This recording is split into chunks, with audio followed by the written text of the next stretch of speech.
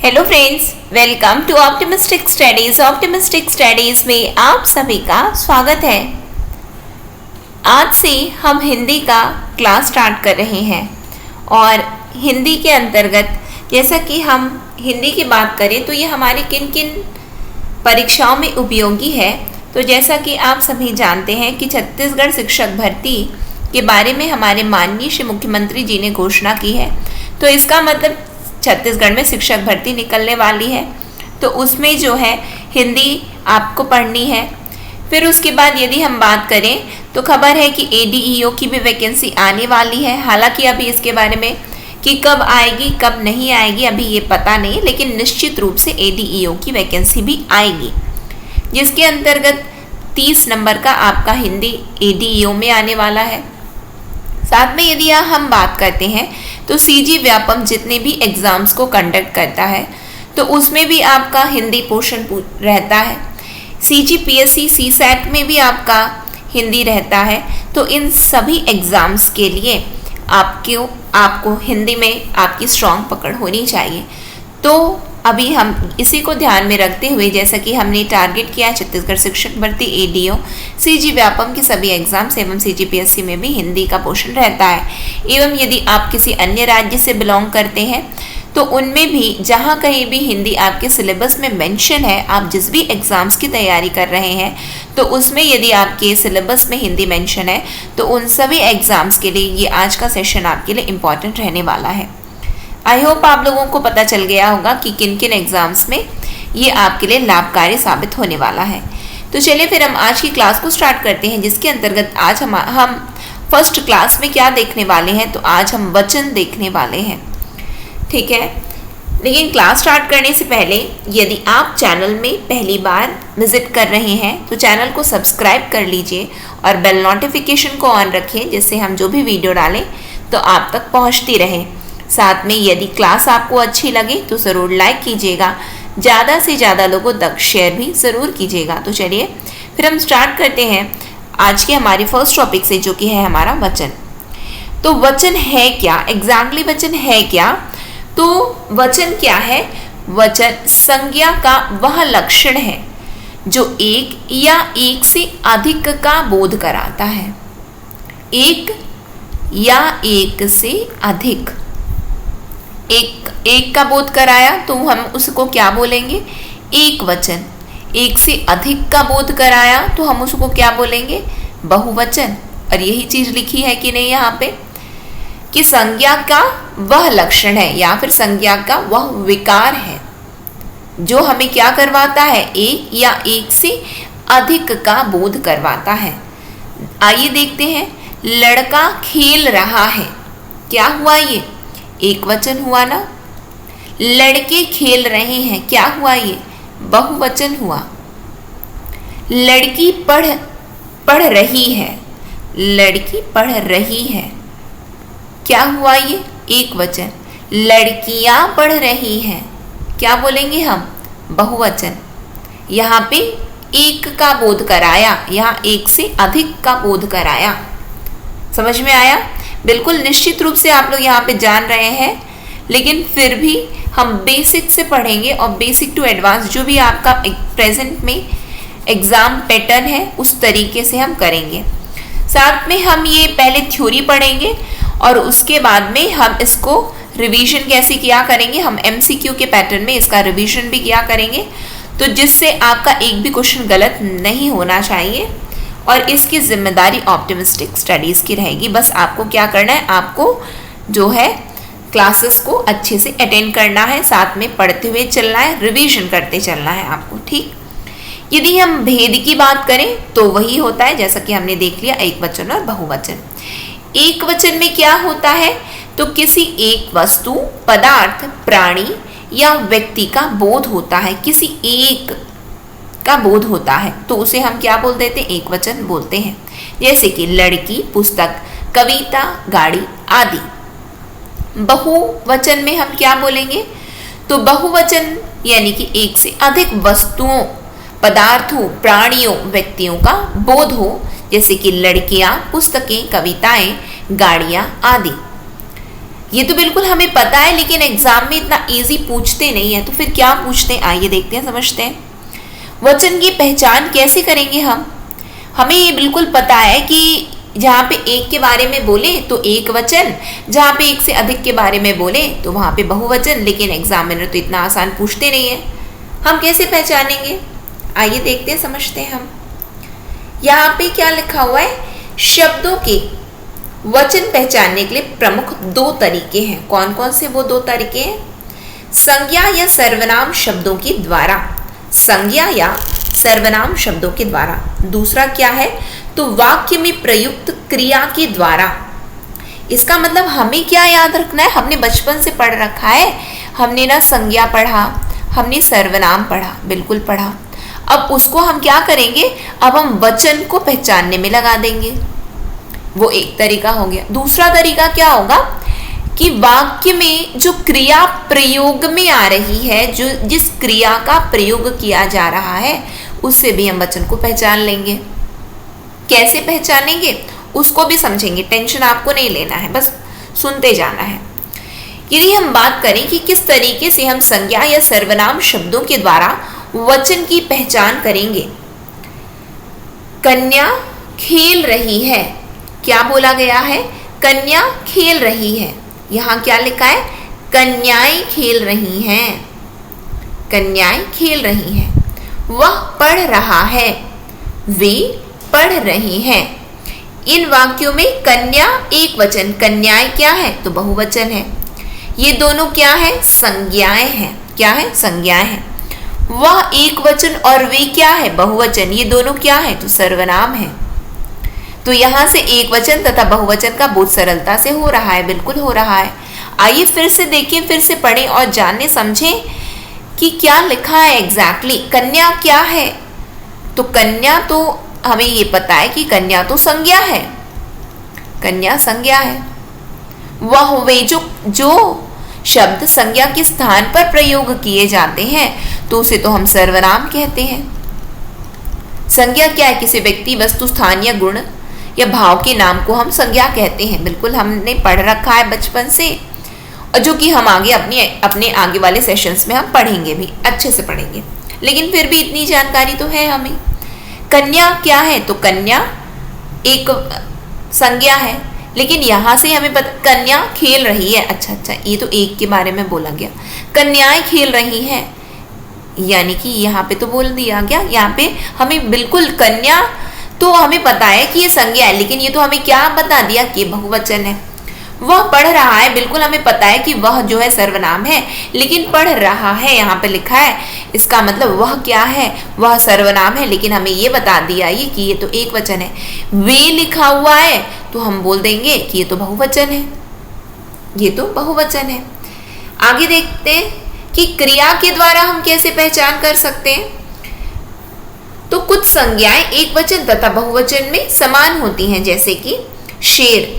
कुछ संज्ञाएं, बहुत ध्यान से देखिएगा, है ना, कुछ संज्ञाएं एक वचन तथा बहुवचन में समान होती हैं, जैसे कि शेर, हाथी, फूल, कमल, अध्यापक, नेता आदि, इस तरीके की, है ना। जिस आपको बताया संज्ञा क्या है, आप जिसका भी नाम दे दो, नाम दे दो, बिल्कुल इसका मतलब कि वो क्या है, संज्ञा है।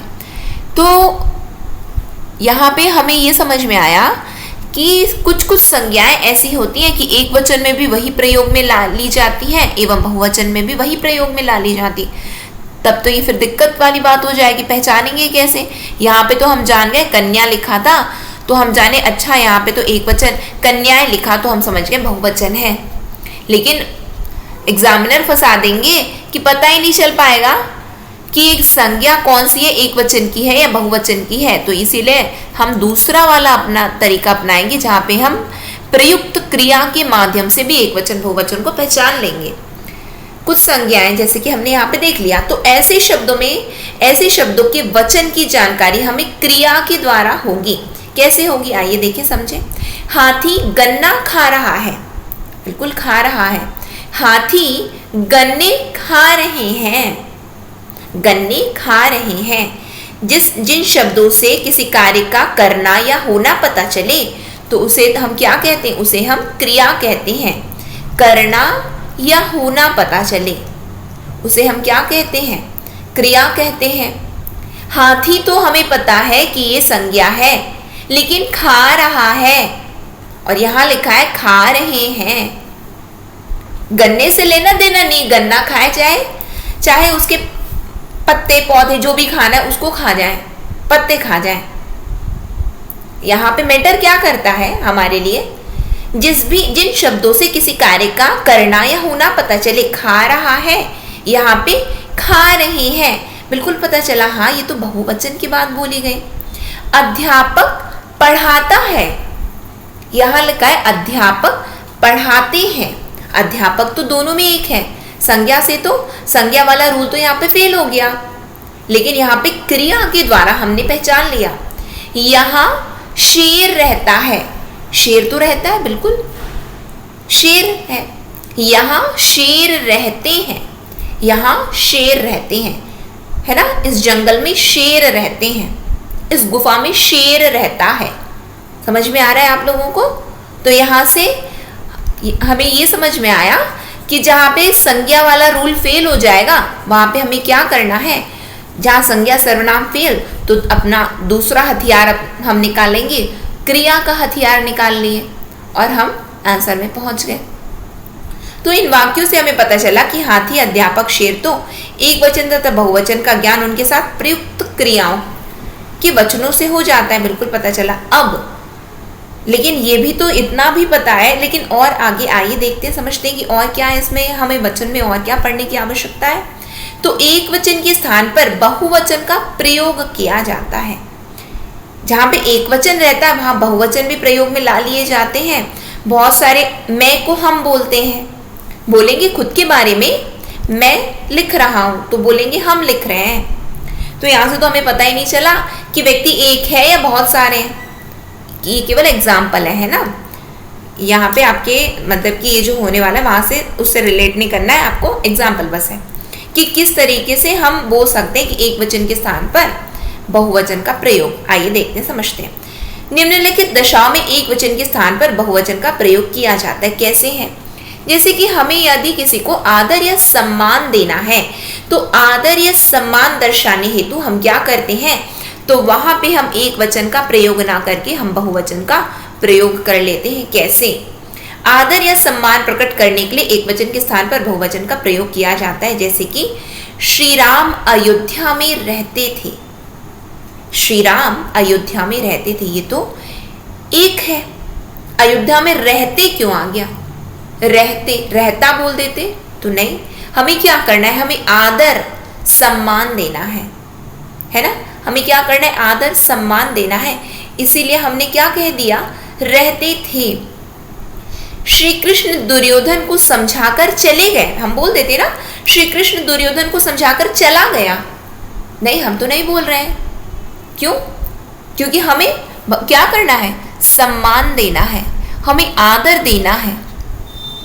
तो इसका मतलब कि किन शब्दों में हम एक वचन, ये आपके अशुद्धि वाले में भी प्रयोग किया जा सकता है ना, कि हमें शुद्ध अशुद्ध जो आपके प्रश्न आते हैं उसमें भी इसे प्रयोग किया जा सकता है।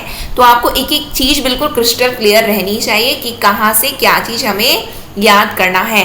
कि जहां कहीं भी सम्मान देने की बात आती है, आदर देने की बात आती है, तो हम एक वचन के स्थान पर किसका प्रयोग करते हैं, तो हम बहुवचन का प्रयोग करते हैं। ठीक है। फिर क्या है, बड़प्पन या अधिकार या अभिमान दर्शाने हेतु, बड़प्पन अधिकार या अभिमान दर्शाने हेतु मैं के स्थान पर हम का प्रयोग। मालिक ने नौकर से कहा, हम घूमने जा रहे हैं, हम घूमने जा रहे हैं। बड़प्पन अधिकार अभिमान का प्रयोग। अमित ने शुभांगी से कहा, हम मेयर साहब के साहबजादे हैं। हम मेयर साहब, एकदम अभिमान से बोले, पहचानते नहीं हो हम कौन है, बोलते हैं ना, पहचानते नहीं हो कि हम कौन है, तो बस वैसा ही है। तो यदि हम बात करें कि बड़प्पन दिखाना है, अधिकार या अभिमान, द्योतक शब्द भी क्या किए जाते हैं, तो मैं के स्थान पर हम हो जाते हैं, मैं के स्थान पर हम हो जाते हैं। तो बड़प्पन अधिकार या अभिमान दर्शाने हेतु भी एक वचन की जगह पे हम बहुवचन, ये किस तरीके से आएंगे आपके, मैंने आपको एकदम बिल्कुल बता दिया है कि जहाँ पे वाक्य में शुद्ध अशुद्ध पूछा जाता है, यदि आपने सीजी व्यापम, CGPSC के या फिर किसी अन्य जहाँ कहीं भी हिंदी का सिलेबस मेंशन है, पहले उसके प्रीवियस ईयर क्वेश्चन पेपर का पैटर्न देखिए और समझिए कि अच्छा इस तरीके से प्रश्न पूछे जाते हैं, जो कि मैं भी आपको दिखा दूंगी समय समय पर, मैं भी आपको दिखाते चलूंगी। बिल्कुल आपको डाउट में आपकी पूरी फुल फ्लेजेड प्रिपरेशन होने वाली, टेंशन किसी प्रकार का आपको नहीं लेना है ना। या फिर यदि हम बोले शिष्टाचार या लोक व्यवहार दर्शाने हेतु, तो शिष्टाचार तू के स्थान पर तुम या आप का प्रयोग किया जाता है। तू कब आया, तुम या फिर आप कब आए।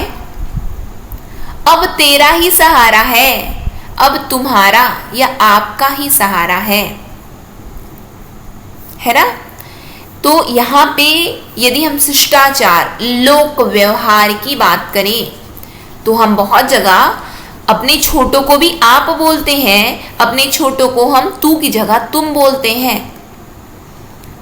ठीक है, बच्चों को भी बोलेंगे, छोटे छोटे बच्चे आप पढ़ रहे हैं, आपने अपना आज होमवर्क फिनिश किया, आप कहाँ जा रहे हो, तुम क्या कर रहे हो, तो वहां पे हम शिष्टाचार लोक व्यवहार की यदि बात करें और लोक व्यवहार दर्शाने हेतु, शिष्टाचार दर्शाने हेतु हम ये नहीं बोलते तू, अब मतलब छोटे छोटे बच्चों को भी नहीं बोला जाएगा तू, वहां पे तुम का प्रयोग कर लिया जाएगा, आप का प्रयोग कर लिया जाएगा। इसका मतलब कि इन तीन परिस्थितियों में जहां कहीं भी आदर, सम्मान, बड़प्पन, अधिकार, अभिमान, शिष्टाचार या लोक व्यवहार की बात आती है तो हम एक वचन की जगह बहुवचन का प्रयोग कर लेते हैं।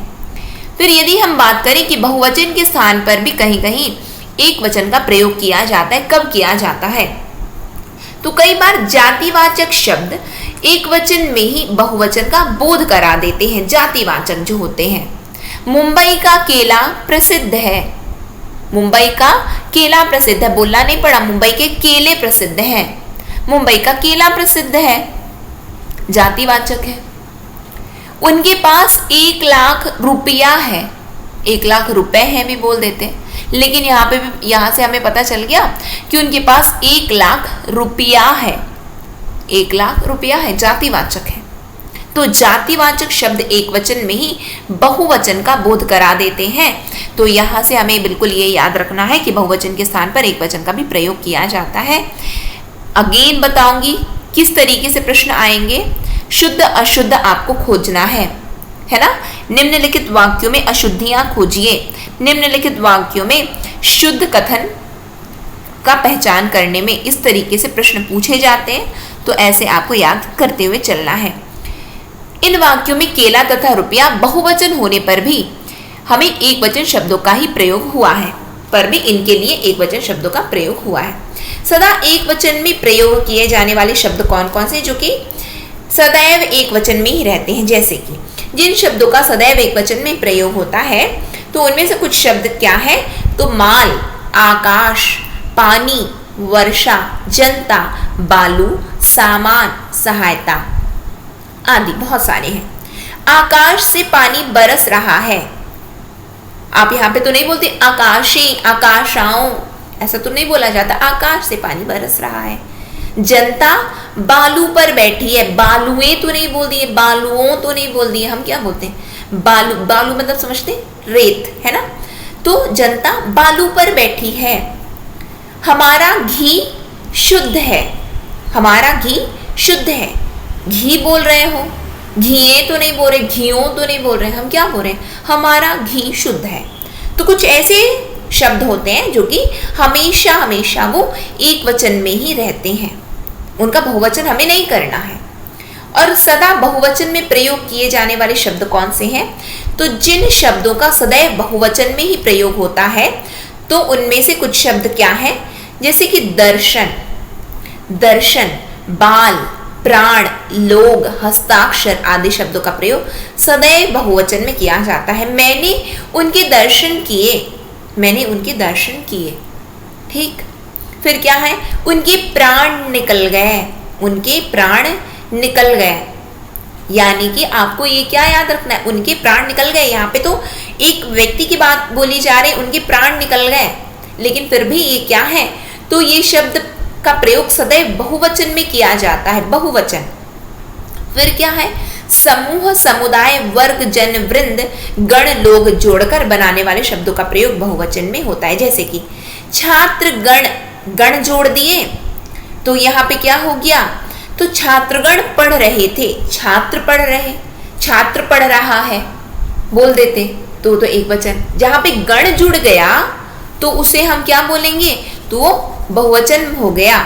जहां पे लोग जुड़ गया, वृंद जुड़ गया, कर्मचारी वृंद, कर्मचारी वृंद, ठीक है, तो इसका मतलब क्या हो गया कि ये बहुवचन है। वैष्णव जन, दूसरों की पीड़ा समझते हैं, वैष्णव जन, एक व्यक्ति नहीं, सभी के लिए बोला गया वैष्णव जन। वैष्णव जन तो तेने कहिए जो पीर पराई जानी, है ना, तो बस वही है। यहाँ पे क्या है, सेना, दल और जाति शब्द जोड़कर बनाए गए शब्द भी सदैव एक वचन में प्रयोग किए जाते हैं।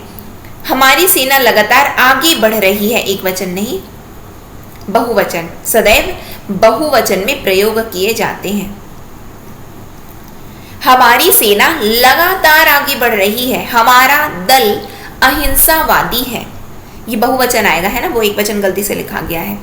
हमारी सेना लगातार आगे बढ़ रही है, यानी कि हमें बिल्कुल पता चल रहा है कि ये मंडली है, झुंड है, क्या है, लोगों की भीड़ है, समूह है, दल है। सेना, हमारी सेना लगातार आगे बढ़ रही। हमारा दल अहिंसावादी है, एक व्यक्ति नहीं, हमारा पूरा का पूरा झुंड, हमारा पूरा का पूरा दल क्या है, अहिंसावादी है, यानी कि बहुवचन बता दिया। यानी कि सेना, दल, जाति, इन शब्दों को जोड़कर हम किसी भी शब्द को क्या बना देते हैं, तो बहुवचन बना देते हैं। क्लियर है यहाँ पे आप लोगों को।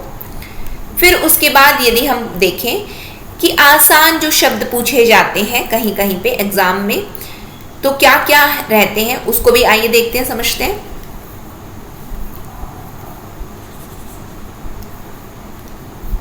एक वचन से बहुवचन बनाने के नियम।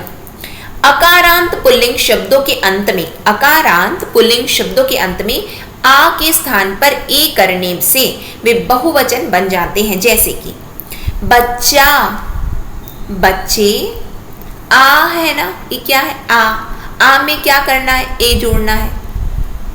आ में क्या करना है, गलती से ए लिखा गया है ना, आ की जगह पे क्या करना है, ए कर देना है। बच्चा, बच्चे, है ना, बहुत एक फेमस डायलॉग था महाभारत का, मेरे बच्चे, है ना, मामा श्री बोलते थे दुर्योधन को। हो सकता है आप लोगों ने देखा हो कि टीवी में टेलीकास्ट होता था, तो दुर्योधन को मामा श्री क्या बोलते थे, शकुनी मामा, मेरे बच्चे।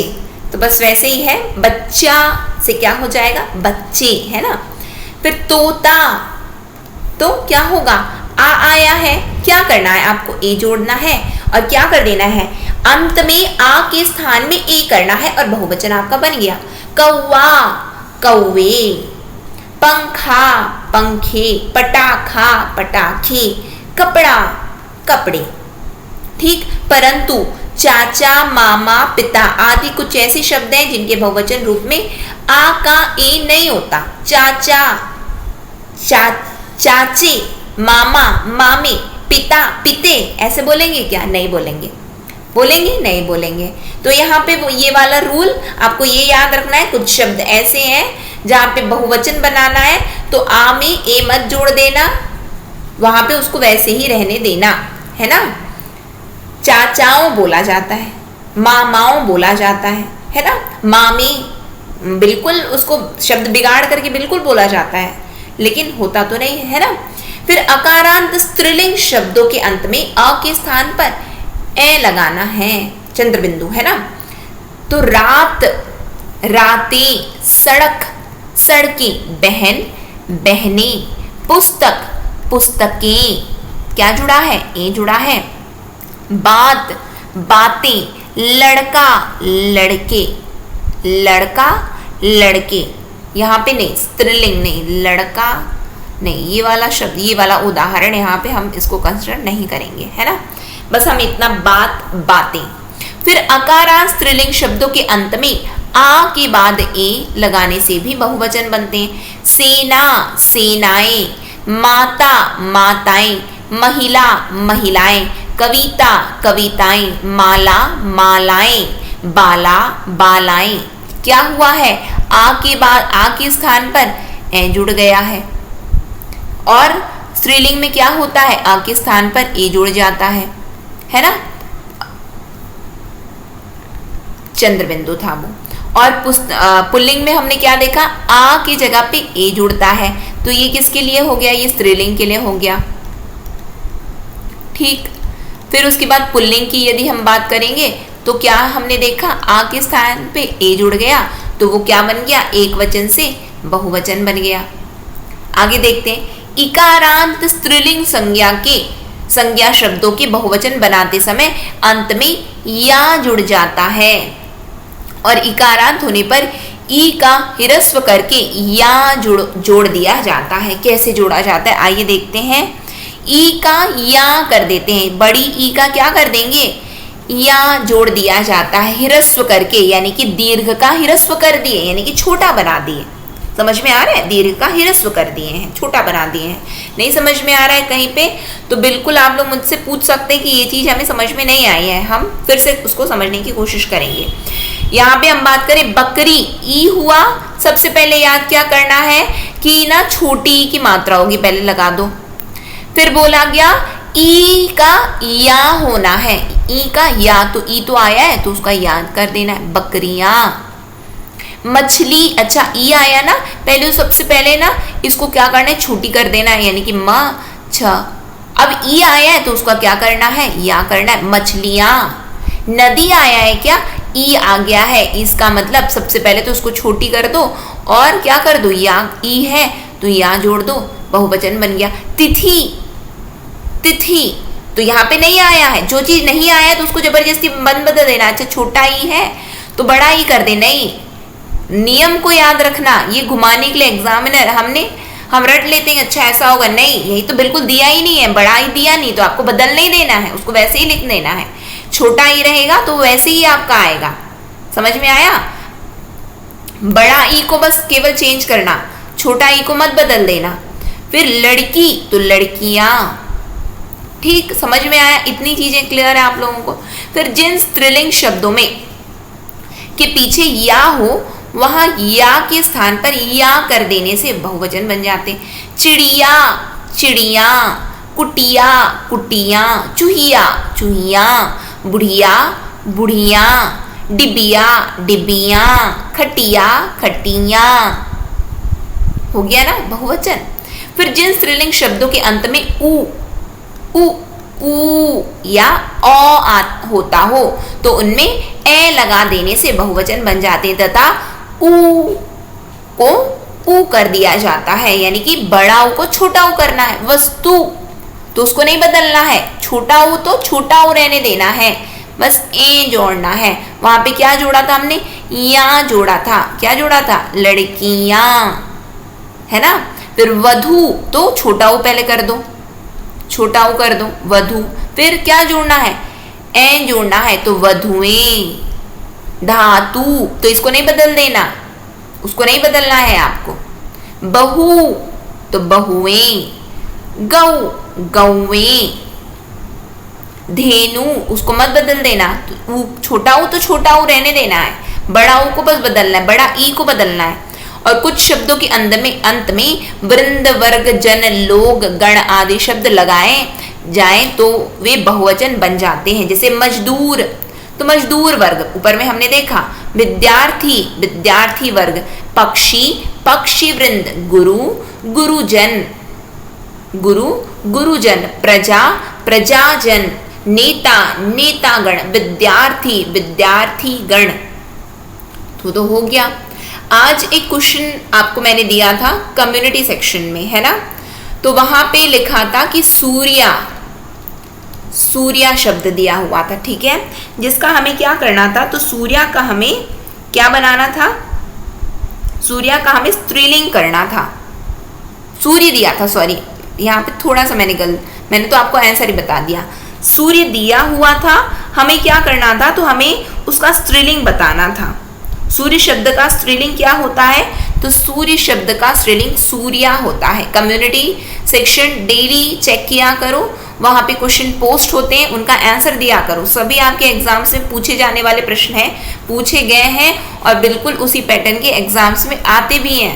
यदि आप प्रीवियस क्वेश्चन पेपर को फॉलो करो, देखोगे तो आपको पता चलेगा। एक और क्वेश्चन मैंने दिया था, भारतीय शब्द का बहुवचन आपको बताना था। भारतीय शब्द का आपको बहुवचन बताना था, तो क्या होगा भारतीय का? तो भारतीयों, भारतीयों, भारतीयों। यहां पे आपका रूल फेल होता है। क्यों होता है? आप बोलोगे अच्छा ये तो ई है तो छोटा ई क्यों नहीं कर दिए? नहीं, अंत होना है, अंत होना है। देखो अंत होना है बड़ा ई से, बड़ा ई से यदि अंत होगा तब छोटा ई करना है आपको और या लगाना है, तब जाकर के छोटा ई और या लगाना है। यहां अंत किससे हो रहा है आपका? देखिए अंत किससे? या से अंत हुआ, तो आपको क्या करना है? वैसा ही लिखना है, भारतीय, तो भारतीयों। समझ में आया आप लोगों को? इसीलिए मैंने आपको ये प्रश्न दिया था और यहाँ पे मैंने आपको आंसर भी बता दिया है। थोड़ा सा और बचा है, ध्यान देने योग्य कुछ विशेष बातें क्या क्या है, आइए देखते समझ लेते हैं। तो कुछ शब्द ऐसे हैं जो एक वचन तथा बहुवचन में समान होते हैं, उनके रूप नहीं बदलते, जैसे घी, चाय, गिरी, छाया, क्षमा, पानी, याचना, कल आदि। Very very important point to be noted है, अक्सर एग्जाम में पूछा गया है, इसीलिए बता रही हूँ अलग से, है ना।